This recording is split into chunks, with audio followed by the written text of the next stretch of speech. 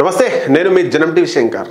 ఈరోజు బీజేపీ భారతదేశంలో ఎట్లాంటి గేమ్ ఆడుతుంది, హిందూ ముస్లింల మధ్య ఎట్లాంటి తనకు అనుకూలంగా ఉండేటువంటి సంఘటనలు ఎట్లా చేస్తుంది, తనకు వ్యతిరేకంగా ఉన్నటువంటి సంఘటనలను ఎట్లా హ్యాండిల్ చేస్తుంది మీ ముందు తీసుకొస్తున్నా. మొత్తం మీద బీజేపీ వాళ్ళు ఒక్కసారి డెప్త్గా అనాలిసిస్ చేస్తే వాళ్ళు రైటా రాంగా ఏం చేస్తున్నారు అనే విషయాన్ని మీ ముందు తీసుకొస్తా. మనకు కొన్ని కరెక్టే చేస్తున్నారు అనిపిస్తుంది, కొన్ని రాంగ్ చేస్తున్నారు అనిపిస్తుంది. ఈ అవకాశాన్ని, ఈ సందర్భాన్ని వాళ్ళు ఎట్లా వాడుకుంటున్నారో మీ ముందు తీసుకొస్తా. దీన్ని బట్టి మీరు నిర్ణయించుకోండి బీజేపీ ఏం చేస్తుంది, ఎట్లా చేస్తుంది అనేటువంటి. అంబేద్కర్ గారు మనుస్మృతిని ఎందుకు తగలబెట్టారో బీజేపీ వారు చెప్పారు. అసలు మనుస్మృతి మీద బీజేపీ ఏం నిర్ణయం తీసుకుంది, దాని మీద వాళ్ళ యొక్క ఉద్దేశం ఏంటి చెప్పదు. అంబేద్కర్ గారు తన అనుచరులతోటి 5 లక్షల మంది అనుచరులతో ఈ హిందూ మతాన్ని వదిలి బౌద్ధ మతం ఎందుకు స్వీకరించారో బీజేపీ వాళ్ళు చెప్పరు. శివాజీ గురించి తమకు అనుగుణంగా చాలా గొప్పగా హిందూ మతానికి సపోర్ట్ చేసిండని చెప్తారు. కానీ శివాజీ శూద్రుడు అని చెప్పి బ్రాహ్మణులు పట్టాభిషేకం చేయకుండా ఎందుకు వదిలేశారో చెప్పరు. విదేశీ స్వదేశీ అంటూ దేశభక్తి గురించి చెప్తుంటారు. కానీ మన దేశంలో ఉండేటువంటి సొంత ప్రజలైనటువంటి హిందువులైనటువంటి ఎస్సీ ఎస్టీ బీసీల మీద వీళ్ళను శూద్రులుగా చేసి, అంటరాని వారిగా చేసి, అస్పృశ్యులుగా చేసి ఊరికి అవతలగా ఎందుకు ఉంచిర్రో మాత్రం చెప్పరు.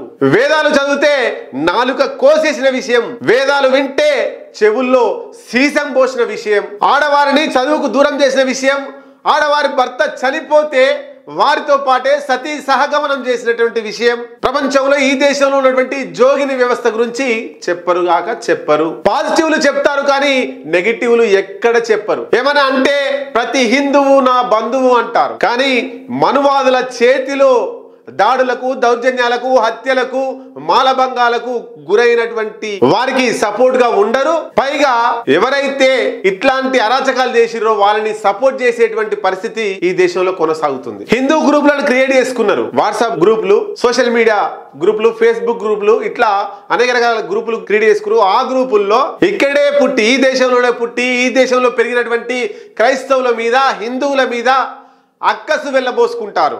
వారి మీద నెగిటివ్ ప్రచారం చేపిస్తుంటారు.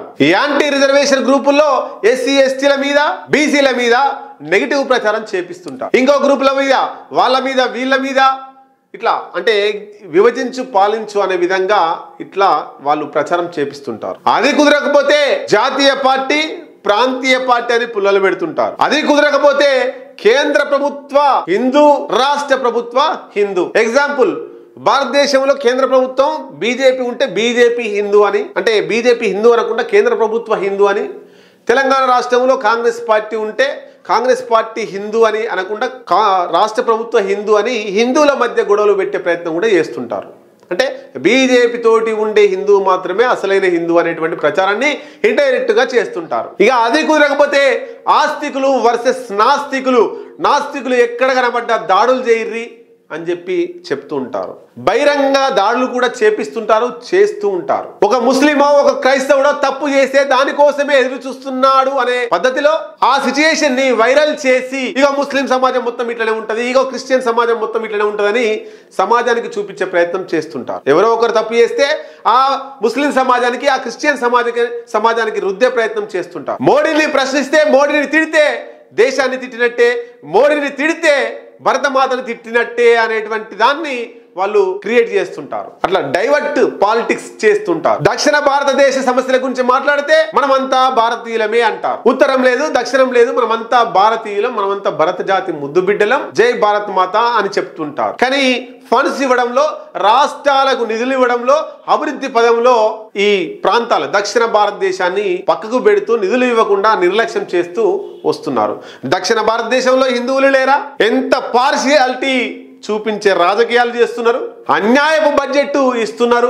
రైతులకు ఎవరన్నా మద్దతుగా మాట్లాడినట్టు అనిపిస్తే వాళ్ళ మీద ఉగ్రవాది అని కుట్ర వేసే ప్రయత్నం చేస్తుంటారు. ప్రభుత్వాన్ని ప్రశ్నిస్తే ఇటలీ కుక్క, చైనా కుక్క, రష్యా కుక్క అనేటువంటి ఆబండాలు వేస్తూ ఉంటారు. ఒకవేళ ముస్లింలకే సపోర్ట్ చేస్తే వీడు పక్క పాకిస్తానీ అంటారు. బిరుదులు ఇవ్వడం అలవాటు అయిపోయింది వీరికి. ఉచితంగా బిరుదులు ఇచ్చేస్తుంటారు. అంబేద్కర్ గారి ఫోటో పెట్టుకుంటారు కానీ రాజ్యాంగాన్ని మార్చేసి మనువాదాన్ని తీసుకొచ్చే ప్రయత్నమే చేస్తుంటారు. అవసరానికి అంబేద్కర్ లోపల అంతా మనువాద కుట్ర మాత్రమే కనిపిస్తూ ఉంటుంది. 99% కార్పొరేట్ హాస్పిటళ్లు ఓసీ హిందువులవే. దాంట్లో ఎస్సీ ఎస్టీ బీసీ హిందువులకు ఏమన్నా కన్సిడర్ ఇస్తున్నారా? వీళ్ళు హిందువులే, ఓసీ హిందువులే, ఎస్సీ ఎస్టీ బీసీలు కూడా హిందువులే.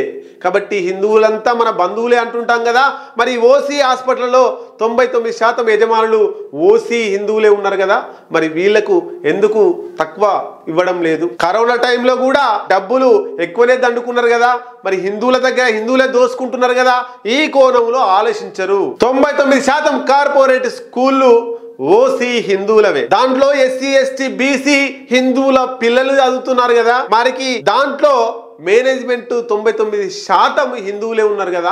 మరి ఈ హిందువులకు ఎందుకు తక్కువ తీసుకోవడం లేదు? కేంద్ర ప్రభుత్వం నిర్ణయం ఎందుకు చేయడం లేదు? కార్పొరేట్ హాస్పిటళ్లు, కార్పొరేట్ కళాశాలలు, పాఠశాలలు హిందువులవే అయినప్పుడు సమాజంలో తక్కువగా ఉన్నటువంటి, అంటే ఈ దారిద్ర రేఖకు దిగువగా ఉన్నటువంటి ఎస్సీ ఎస్టీ బీసీలకు తక్కువ ఫీజు ఎందుకు తీసుకోవాలి? అసలు ఫీజులు ఎందుకు తీసుకోవాలా హిందువుల దగ్గర అని నేను అడుగుతున్నా. 99% బ్యాంకులు ఓసీ హిందువులవే. మరి దాంట్లో ఎస్సీ ఎస్టీ బీసీలకు ఏమైనా ఈఎంఐలు మాఫీ చేసిర్రా? లోన్లు మాఫీ చేసిర్రా?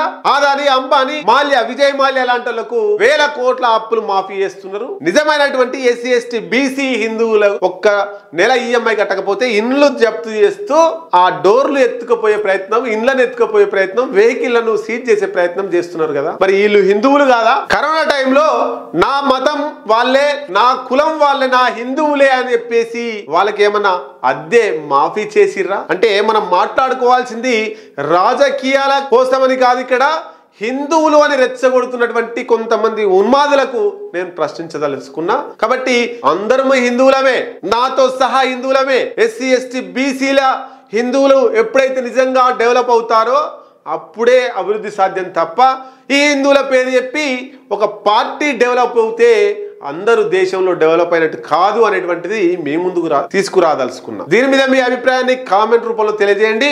ఇంకా ఎట్లాంటి అనాలిసిస్ కావాలో సలహాలు, సూచనలు ఇవ్వండి.